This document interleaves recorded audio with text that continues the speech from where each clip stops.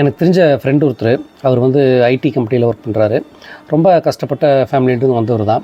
So இவர் இந்த கம்பெனியில் ஐடி கம்பெனிக்கு வேலைக்கு போனதுக்கப்புறம் தான் அந்த குடும்பம் வந்து இன்றைக்கி ஓரளவுக்கு வந்து பொருளாதார ரீதியாக வந்து ஓரளவுக்கு இன்றைக்கி முன்னேற்றம் அடைஞ்சிருக்காங்க. அப்படி இருந்த சூழ்நிலையில் வந்து அவருக்கு வந்து ஒரு 2-3 வருஷத்துக்கு முன்னாடி வெளிநாடு போகிறதுக்கு ஒரு வாய்ப்பு கிடச்சிது. ஸோ அவர் போய் ஒரு கிட்டத்தட்ட ஒரு 2.5 வருஷம் வந்து வெளிநாட்டில் இருந்துட்டு வந்தார். வெளிநாட்டில் இருந்துட்டு வந்ததுனால கிட்டத்தட்ட ஒரு 50-60 லட்சம் வந்து எனக்கு தெரிஞ்சு சம்பாரிச்சிருக்கிறதுக்கு வாய்ப்பு இருக்குது. ஸோ வெளிநாட்டிலேருந்து இப்போ சமீபமாக அங்கே இந்தியா வந்தவர் என்ன பண்ணார், அவர் யார் வந்து கைட் பண்ணாங்க எப்படின்னு தெரியல. ஆன்லைன் ட்ரேடிங், இந்த ஆன்லைனில் வந்து நம்ம பணம் முதலீடு பண்ணி பணத்தை வந்து அது எப்படி பெருக்கிறது அப்படிங்கிற மாதிரி ஏதோ ஒரு ஆன்லைன் ட்ரேடிங் அந்த சம்மந்தமான ஒரு ஒரு ஒரு ஒரு முதலீட்டுக்கு வந்து அவர் வந்து ஏதோ ஒரு வகையில் வந்து யாரோ ஒருத்தர் வந்து அவரை இழுத்துட்டு போயிட்டாங்க. அவரை நம்ம கேட்குறப்ப வந்து அவர் என்ன சொல்கிறார் அப்படின்னா, யாருமே என்ன இழுத்துட்டு போகல, நானாக வந்து இதில் வந்து நான் வந்து ஆன்லைனில் பார்த்து படித்து நான் உள்ளே போயிட்டேன். நான் இப்போ தான் தெரியுது நான் அதுக்குள்ளே எப்படி போனேன் அப்படிங்கிறதே எனக்கு தெரியல.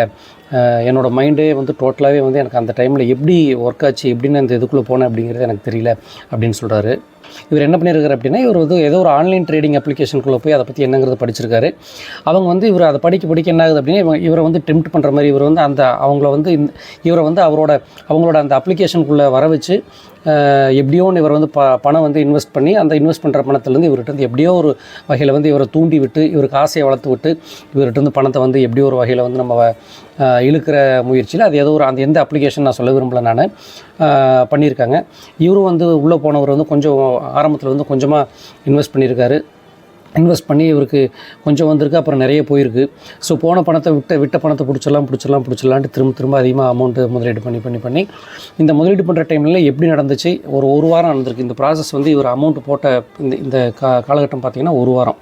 இந்த ஒரு வாரமாக எப்படி தன்னோட சைட்லேருந்து பணம் போச்சு, தன்னை வந்து எப்படியெல்லாம் தூண்டி விட்டுருக்காங்க அப்படிங்கிறது இவரால் வந்து புரிஞ்சிக்கவே முடியல. ஸோ ஒரு வாரத்துக்கு அப்புறம் பார்த்திங்கன்னா கிட்டத்தட்ட வந்து அவர் வந்து ஒரு 50-60 லட்சம் இழந்துட்டார். இந்த 50-60 லட்சம் வந்து அவர் வெளிநாடு போய் குடும்பத்துக்காக கஷ்டப்பட்டு சம்பாரித்து கொண்டு வந்த பணம் 50-60 லட்சம் வந்து சுத்தமாக போயிடுச்சு ஒரே வாரத்தில். ஒரு வாரத்துக்கு அப்புறம் வந்து எனக்கு ஃபோன் பண்ணுறாரு. அவர்கிட்ட பேசிகிட்டு இருக்கிறப்ப நமக்கு தெரியுது அழுக ஆரம்பிச்சிட்டாரு. அவரால் வந்து ஃபோனில் பேசிகிட்டு இருக்கிறப்ப அழுகையை நிறுத்த முடியல. கிட்டத்தட்ட அவர் வந்து அடுத்த கட்டத்துக்கே போயிட்டார். தற்கொலை முயற்சிக்கு போகிற அந்த ஒரு சூழ்நிலைக்கு போயிட்டார். அப்போ நம்ம அவர்கிட்ட பேசி அவருக்கு சூழ்நிலை என்னங்கிறது புரிய வச்சு, நம்ம மட்டும் புரிய வச்சா மட்டும் அவங்களுக்கு புரியாது. ஸோ அவங்களே வந்து அவங்க பண்ண தப்பு என்னங்கிறது உணரணும்.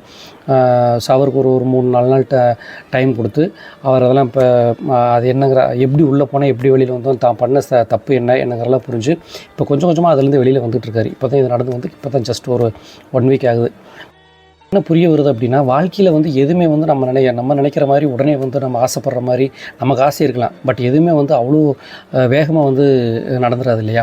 நம்ம பணம் சம்பாதிக்கிற விஷயம் வந்து அவ்வளோ வேகமாக நடந்துச்சு அப்படின்னா அதே வேகத்திலே கீழே விழுந்துருவோம் நம்ம. ஓகே, எப்போ நம்ம வந்து பேராசைப்படுறோமோ அப்போ தான் வந்து நம்மளுக்கு உண்டான வீழ்ச்சியை நம்மளே தேடிக்கிறோங்கிற அர்த்தம். இந்த மாதிரியான ஆன்லைன் ட்ரேடிங், ஆன்லைன் சம்மந்தமான இந்த பணம் எங்கெங்கெல்லாம் நம்மளை ஏமாற்றி பிடுங்குறாங்களோ, தயவு செஞ்சு அந்த மாதிரியான ஆன்லைன் அப்ளிகேஷனுக்கு போய் அந்த மாதிரி ஆன்லைன் விளையாட்டோ ஆன்லைன் ட்ரேடிங் பண்ணி இந்த மாதிரி பணம் இழக்கிறதோ தயவு செஞ்சு விஷயம் தெரியாமல் தயவு செஞ்சு போய் மாட்டிக்காதீங்க. வாழ்க்கையில் முன்னேறணுங்கிறது நம்ம எல்லாத்துக்குமே வந்து ஒவ்வொருத்தருக்கும் ஆசை இருக்கும். பட் அதை எப்படி முன்னேறணும், எந்த வகையில் முன்னேறணும், எவ்வளோ காலகட்டத்தில் நமக்கு உண்டான முன்னேற்றத்தை நம்ம தேடிக்க முடியும் அப்படிங்கிறது ஃபஸ்ட்டு நம்ம புரிஞ்சுக்கணும். முன்னேற்றம் அப்படிங்கிறது எதுவுமே வந்து குறுக்கு வழியில் எதுவுமே அவ்வளோ சீக்கிரம் வந்துடாது. அப்படியே குறுக்கு வழியில் வர்ற முன்னேற்றம் எந்த காலகட்டத்தில் நிலைத்து நிற்காது இல்லைங்களா? நம்மளோட வாழ்க்கை நமக்காக, நமக்கு மட்டும் இல்லாமல் நம்மளோட குடும்பத்துக்காகவும் இல்லையா? பேராசை இல்லாமல் நல்ல முறையில் வாழ்க்கையில் முன்னேறுவோம், குடும்பத்தையும் நல்லபடியாக வச்சுருப்போம். சரிங்களா?